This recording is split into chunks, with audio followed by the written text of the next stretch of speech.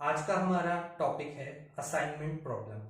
An assignment problem is a particular case of transportation problem where the given resources are allocated to an equal number of activities with an aim of either minimize total cost, distance, time or maximize the profit. Basically जो transportation problem के लिए अगर हम बात assignment problem के लिए अगर हम बात करें तो असाइनमेंट प्रॉब्लम जो होता है ट्रांसपोर्टेशन प्रॉब्लम का स्पेशल केस होता है। इस लाइन को आप बहुत अच्छे से याद रखिएगा। ये कुछ कंपटीशंस में सीधे सीधे क्वेश्चन पूछा जा सकता है, जो कि एक 1 मार्क्स के जो क्वेश्चंस होते हैं वो डायरेक्टली इससे आ सकते हैं। ठीक है, होता क्या है ट्रांसपोर्टेशन प्रॉब्लम में आपका सप्लायर होता है, डिमांड होती है, मींस आपकी रिसोर्सेज होती है और डेस्टिनेशन होता है। उन रिसोर्सेज को उस डेस्टिनेशन पे पहुंचाया जाता है। बस असाइनमेंट प्रॉब्लम में कन्वर्ट क्या हो जाता है, आपके असाइनी होते हैं और एक्टिविटीज होते हैं, मतलब परफॉर्म करने वाले और टास्क को क्या करना है, इस टाइप से होता है।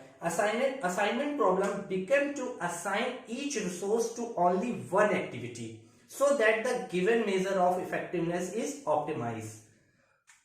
आपको पर्टिकुलर टास्क को पर्टिकुलर एम्प्लॉय को सेट करना है, किसी टास्क को किसी एम्प्लॉय को सेट करना है। ये मैन मशीन मटेरियल किसी भी फॉर्म में हो सकते हैं। आपको ऐसे टास्क को असाइन करना है जिससे आप अपना इफेक्टिवनेस ऑप्टिमाइज कर सके। असाइनमेंट प्रॉब्लम को जो उसको सॉल्व करने का मेथड होता है वो 4 तरीके के होते हैं। Enumeration method, simplex method, transportation method, Hungarian method. Simplex method मैं आपको आगे बताऊंगा, ट्रांसपोर्टेशन मेथड आपको बता चुका हूं और ये भी कोई इतना खास नहीं। मेन आपका जो इंपॉर्टेंट मेथड है वो है हंगेरियन मेथड। इस मेथड पे हम डिस्कस करेंगे कि एक असाइनमेंट प्रॉब्लम को कैसे सॉल्व किया जाता है। ठीक है, असाइनमेंट प्रॉब्लम को हंगेरियन मेथड से कैसे सॉल्व किया जाता है उसको एक्सप्लेन करने के लिए मैंने ये हंगेरियन मेथड का एक फ्लो चार्ट बनाया है। इससे आप आसानी से समझ सकते हैं। अब हम एक एक ब्लॉक वाइज आपको हंगेरियन मेथड समझाते हैं, कोशिश करिएगा। ठीक है, सबसे पहले जो क्वेश्चन आपको गिवन होगा, असाइनमेंट का जो भी क्वेश्चन आपको गिवन होगा उसको आप एक मैट्रिक्स फॉर्म में बना लीजिएगा। फॉर एग्जांपल ये रहा आपका मैट्रिक्स फॉर्म में आपने क्वेश्चन को कन्वर्ट कर दिया। ये n क्रॉस n मैट्रिक्स है, मींस 3 क्रॉस 3 की मैट्रिक्स है। आपने इस क्वेश्चन को मैट्रिक्स फॉर्म में, जो भी क्वेश्चन आपको गिवन है उसको आपने मैट्रिक्स फॉर्म में कन्वर्ट कर दिया। ये स्टेप तक कोई दिक्कत नहीं। सबसे पहले जो भी क्वेश्चन मिला है उसको आपने मैट्रिक्स फॉर्म में कन्वर्ट कर दिया।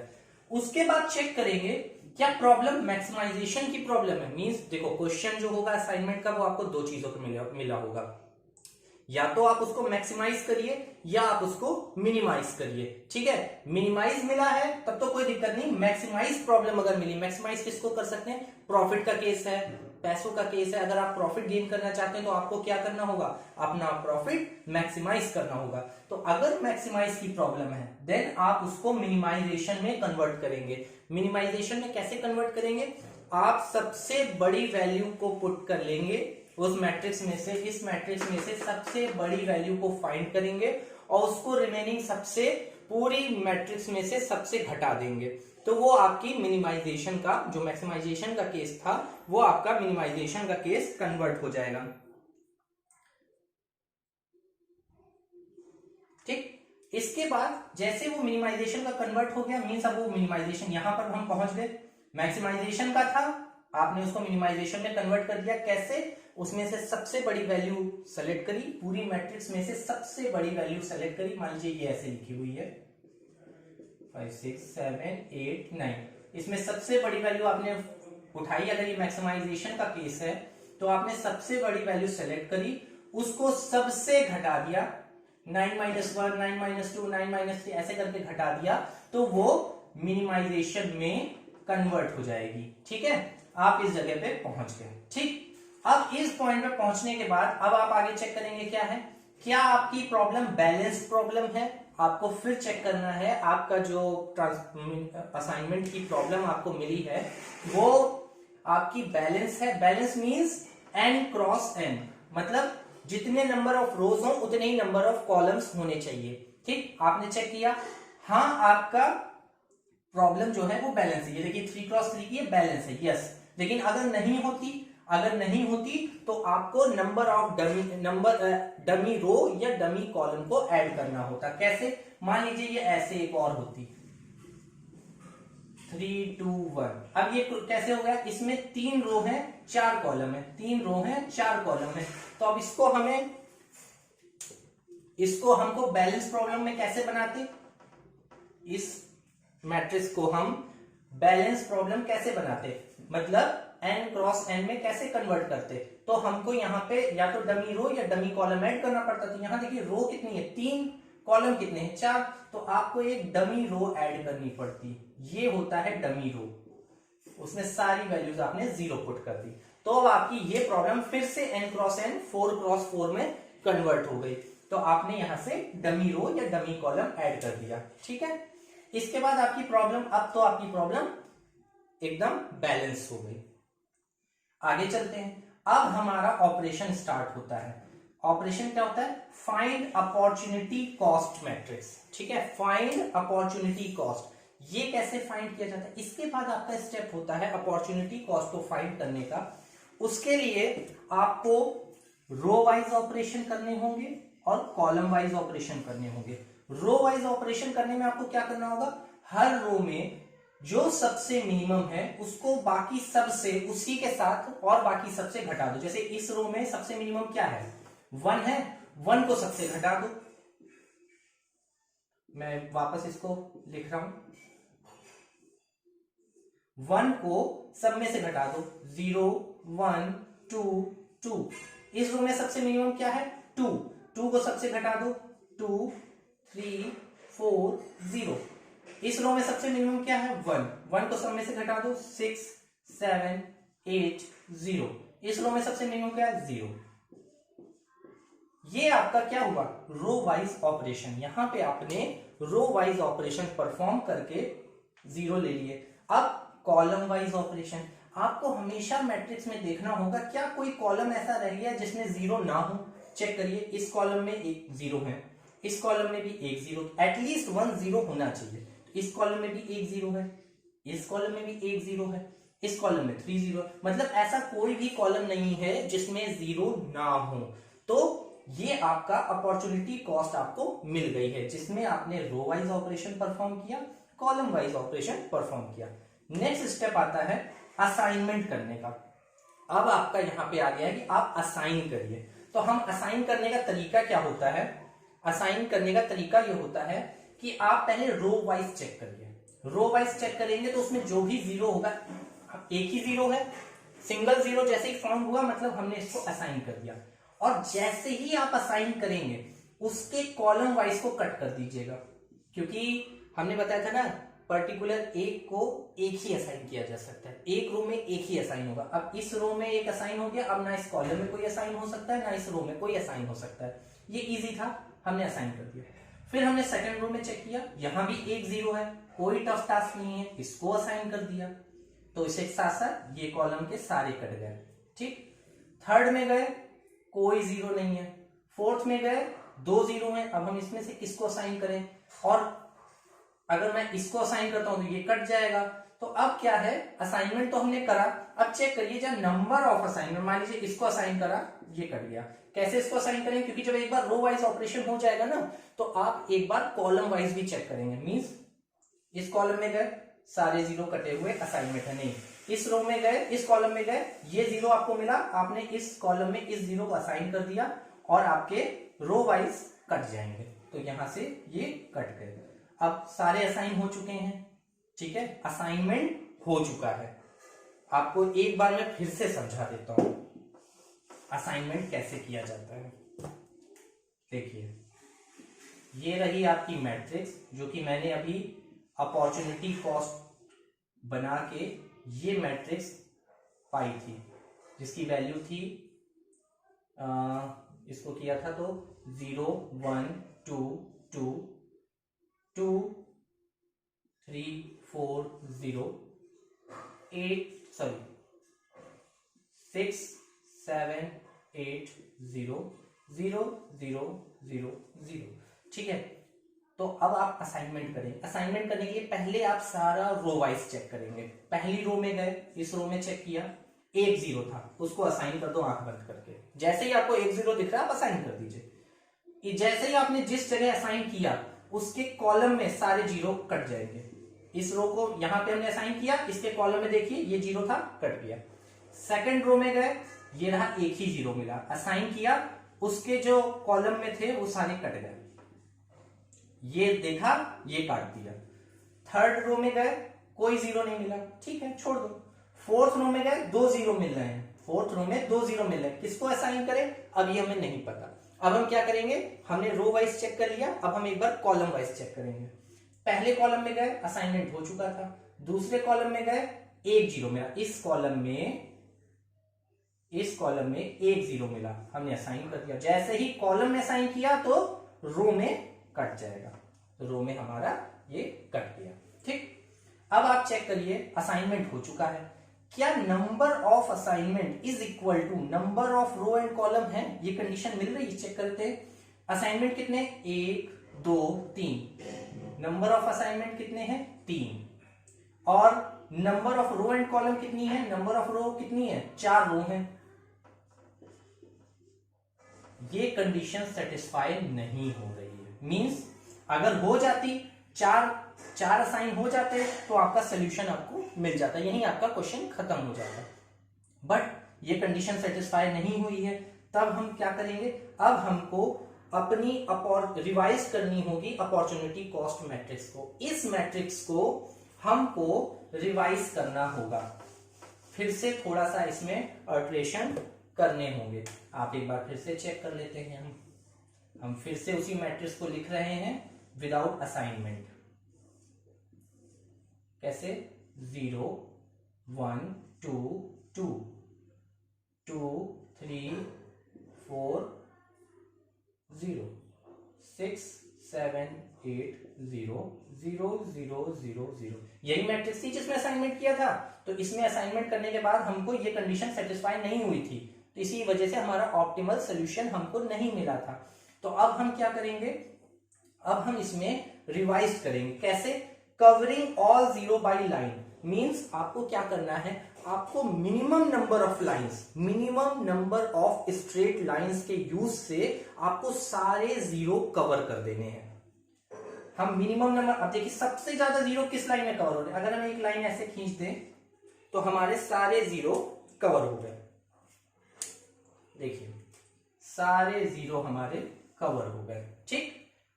इसके बाद सबसे ज्यादा जीरो किस लाइन में है, इस लाइन में। देखिए इस कॉलम में 2 जीरो पड़ रहा है, एक लाइन हमने ये कर दी, ठीक। फिर हमारे किस में है, एक ये बच रहा है, तो चाहे तो ऐसे लाइन खींच दो, चाहे तो ऐसे लाइन खींच दो, मैंने ऐसे लाइन खींच दी।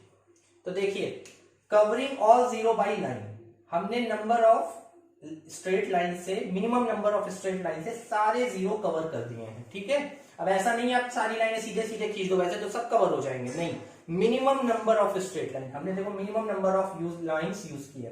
अब आप ये देखिए कि नंबर ऑफ लाइंस, अब इसमें भी आप चेक करिए, नंबर ऑफ लाइंस इज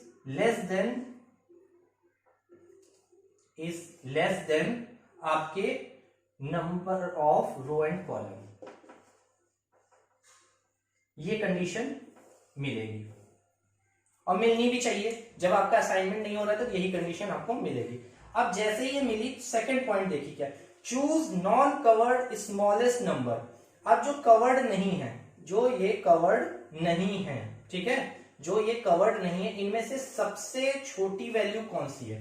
देखिए क्या क्या कवर्ड नहीं है, 2 नहीं कवर्ड है, 3 नहीं कवर्ड है, 4 नहीं कवर्ड है, 6 नहीं कवर्ड है, 7 नहीं कवर्ड है, 8 नहीं कवर्ड है। इसमें से सबसे वैल्यू छोटी क्या है, ये, ठीक। हमने इसको सिलेक्ट कर दिया, 2 सबसे छोटी वैल्यू। इस 2 को जितने भी अनकवर्ड हैं उन सब में से घटा दो, रिमेनिंग इटसेल्फ, इसको भी इसके साथ। तो जैसे 2 में से 2 गया 0, 3 में से 2 गया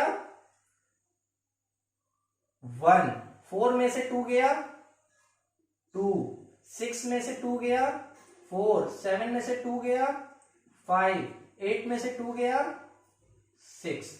साथ ही साथ जहां पे इंटरसेक्शन हो रहा है इन लाइन का, third line, at this number where lines are in intersect, जहां पे लाइनें इंटरसेक्ट करी, देखिए यहां पे इंटरसेक्ट कर रही है, यहां पे इंटरसेक्ट करी, उस जगह पे उसी नंबर को जोड़ दीजिए।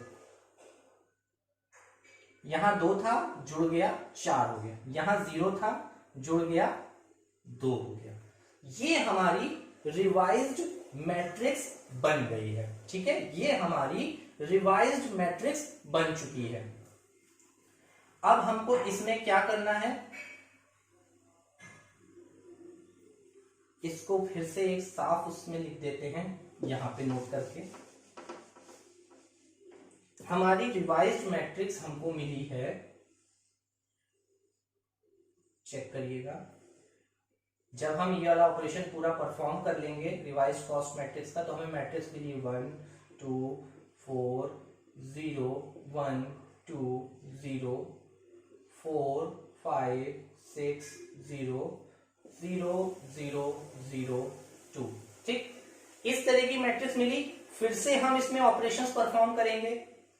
पहले रो में गए, देखिए ये जैसे मैट्रिक्स आपको रिवाइज मैट्रिक्स परफॉर्म मिल गई, वो आपस फिर इस पॉइंट पे जाएंगे और फिर से वही मेक असाइनमेंट, फिर ये चेक करेंगे, अगर यस है तो ऑप्टिमल सोल्यूशन, नहीं तो फिर यही प्रोसीजर, मतलब यहां पे हम रोटेट करते रहेंगे जब तक हमको ये कंडीशन नहीं मिल जाएगी। हमें लगता है यहां पर भी इस बार एक बार के ऑपरेशन में भी हमें कंडीशन मिल नहीं रही है, चेक कर लेते हैं। जैसे इसको असाइन किया, रो वाइज देगा, पहली रो में 1 0 था, असाइन किया तो उसके बाकी नीचे के सब कट गए। सेकंड रो में गए, एक ही 0 है क्योंकि ये तो कट चुका है, इसको तो कंसीडर नहीं करेंगे, तो एक ही 0 मिला, असाइन किया, उस कॉलम के सारे कट गए। थर्ड में गए, कोई 0 नहीं। फोर्थ में गए, फिर वही कंडीशन, कोई नहीं सेलेक्ट कर सकते क्योंकि 2 0 है। कॉलम वाइज चेक करें तो इसमें तो हो चुका है, इसमें 1 0 मिला तो रो वाइज कट गया, इसमें अब कोई बचा नहीं, तो फिर से वही condition, number of assignment is less than number of row and column, तो फिर से हम इसमें वही चीज करेंगे, रिवाइज्ड अपॉर्चुनिटी कॉस्ट वाला परफॉर्म करेंगे, फिर से असाइनमेंट करेंगे और इस तरीके से चलता रहेगा। तो ये जो पूरे स्टेप्स हैं ये आपके हैं हंगेरियन मेथड से कैसे असाइनमेंट प्रॉब्लम का सॉल्यूशन निकाला जाता है।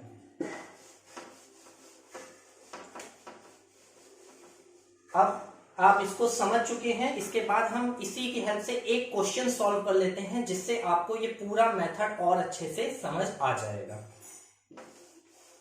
असाइनमेंट प्रॉब्लम का जो हंगेरियन मेथड का जो फ्लोचार्ट मैंने आपको समझाया, उसको प्रॉपरली एक एग्जांपल से मैं समझाने की आपको कोशिश करता हूं। ये क्वेश्चन दिया हुआ है, मैं क्वेश्चन एक बार पढ़ देता हूं। A computer centre has 3 expert programmers. The centre wants 3 application program to be developed. The head of computer center, after carefully studying the programs to be developed, estimate the computer times in minutes required by the 3 expert for the application programs as follow. Means ये आपके programmers हैं, ठीक है, और ये आपके programme हैं, ठीक, मीन्स ए बी सी ये 3 लोगों के नाम है मान लीजिए, और 1 2 3 आपके प्रोग्राम है। जो ए बंदा है वो 1 नंबर प्रोग्राम को 120 मिनट्स में, ये सब मिनट्स में दिया हुआ है, 120 मिनट्स में लिखता है। अगर ए बंदे को सेकंड प्रोग्राम दे दिया जाए तो वो 80 मिनट्स में लिख देता है। अगर ए बंदे को थर्ड प्रोग्राम दे दिया जाए वो 110 मिनट्स में लिखता है। इसी तरीके से बी जो है वो 1 प्रोग्राम को 100 मिनट्स, 2 को 90 मिनट्स, 3 को 140 मिनट्स में लिखता है, ठीक है। इसी तरीके से सी का भी टाइम दिया हुआ है। क्वेश्चन ये है कि आपको ये तीनों प्रोग्राम लिखवाने हैं और मिनिमम टाइम में लिखवाने हैं, मिनिमम टाइम में लिखवाने हैं। तो ये किसकी प्रॉब्लम है? मिनिमाइजेशन की प्रॉब्लम है। सबसे पहला हंगेरियन मेथड में स्टेप क्या था? मैट्रिक्स फॉर्म में आपका प्रॉब्लम होनी चाहिए, गिवन है, मैट्रिक्स फॉर्म में ही आपकी प्रॉब्लम गिवन है। सेकंड, आपको ये चेक करना है कि प्रॉब्लम मिनिमाइजेशन की है कि मैक्सिमाइजेशन की है। तो आप यहां चेक करेंगे, ये प्रॉब्लम जो है ये आपकी मिनिमाइजेशन की ही प्रॉब्लम है। सेकंड स्टेप तक हो गया। थर्ड स्टेप, क्या प्रॉब्लम आपकी बैलेंस्ड है? चेक करिए, जी हाँ बैलेंस है, 3x3 की मैट्रिक्स है, प्रॉब्लम भी आपकी बैलेंस्ड हो गई। थर्ड आपका क्या करना था? अपॉर्चुनिटी कॉस्ट आपको फाइंड करनी थी। तो अपॉर्चुनिटी कॉस्ट फाइंड करने के लिए आपको क्या करना था, याद करिए, अभी बताया है। सबसे पहले आपको अपॉर्चुनिटी कॉस्ट फाइंड करने के लिए रो वाइज ऑपरेशन परफॉर्म करने थे। First step row wise operation. Check करिए इस रो में सबसे मिनिमम क्या है 80, 80 को सब में से घटा दो 40 20 0, ठीक। सेकंड रो में सबसे मिनिमम क्या है 80, 0 10 30। फोर्थ क्या है 110, सबसे मिनिमम है 110, 0 110 को 140 में घटा देंगे 30 एंड 10। ये तो आगे आपका रो वाइज ऑपरेशन, ठीक है, ये आपने रो वाइज किया। सेकंड, क्या कोई एक ऐसा कॉलम है जिसमें आपको जीरो नहीं मिल रहा है, तो आप एक बार कॉलम वाइज ऑपरेशन भी चेक कर लेंगे। पहले कॉलम में परफॉर्म किया, देखिए जीरो मिल गया है, कोई जरूरत नहीं। सेकंड में कोई जीरो नहीं मिला, तो आप इसमें से कॉलम वाइज ऑपरेशन परफॉर्म करेंगे।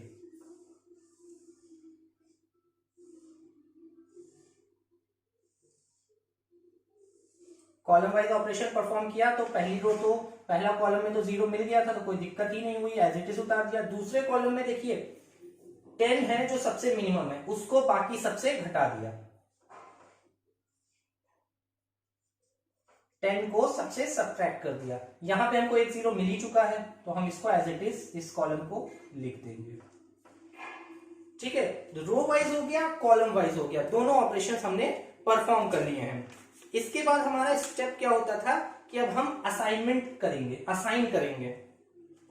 यहां पे अब हम असाइनमेंट परफॉर्म करेंगे, तो चलिए हम असाइनमेंट परफॉर्म करते हैं। पहली रो में चेक किया, एक जीरो मिल गया, चुपचाप असाइन कर दिया। और जैसे ही रो में एक आपको असाइन हो चुका है, तो उसके कॉलम में कट कर दीजिए। कॉलम में कोई जीरो नहीं है, कोई जरूरत ही नहीं है। सेकंड रो में गए, दो जीरो मिल रहे हैं, सेकंड रो में दो जीरो मिल रहे हैं, हमें नहीं पता इसको असाइन करना है या इसको असाइन करना है, यहां पे हम नहीं समझ सकते, हम इसको स्किप कर देंगे। थर्ड रो पे गए, एक जीरो मिला, इसको असाइन कर दो और इसके कॉलम में कट कर दो। फिर हम रो वाइज ऑपरेशन हो गए, अब हम कॉलम वाइज चेक करेंगे। इसमें तो हो ही चुका है असाइनमेंट, इसमें गए एक ही जीरो मिला, असाइन कर दिया। तो ये आपके असाइनमेंट हो गए। तो अगर हम टोटल टाइम निकालें तो ये इस पोजीशन में क्वेश्चन में क्या दिया गया है 110, ये इस पोजीशन में क्वेश्चन में क्या दिया है 90 मिनट्स, एंड दिस इस जगह 80 मिनट्स, ठीक। इनको ऐड करेंगे 280 मिनट्स, ठीक। तो ये आपका आंसर हो जाएगा। इस असाइनमेंट में आप तीनों प्रोग्राम मिनिमम 280 मिनट्स में इन तीनों प्रोग्रामर से लिखवा सकते हैं। इसमें आपको सीधे देखिए, number of assignment is equal to number of assignment is equal to number of row and column मिल गया। देखिए नंबर ऑफ असाइनमेंट कितने हैं, तीन असाइनमेंट हुए, और नंबर ऑफ रो कितनी है या कॉलम कितनी है 3। तो ये सॉल्यूशन कैसा हो गया आपका ऑप्टिमल सॉल्यूशन हो गया। यहां पे आपको जरूरत ही नहीं पड़ी है आपकी फिर से जो रिवाइज्ड अपॉर्चुनिटी कॉस्ट मैट्रिक्स बनाने के लिए, इसमें आपको जरूरत नहीं पड़ी। तो मैं अगले जो हमारे नेक्स्ट क्वेश्चन है उसमें मैं आपको एक क्वेश्चन ऐसा करके भी दिखा रहा हूं जिसमें आपको रिवाइज्ड कॉस्ट मैट्रिक्स की जरूरत पड़ेगी। तो मेरे नेक्स्ट वीडियो में आप उसको चेक कर सकते हैं कि रिवाइज्ड कॉस्ट मैट्रिक्स वाले क्वेश्चन को कैसे सॉल्व किया जा सकता है। Thank you.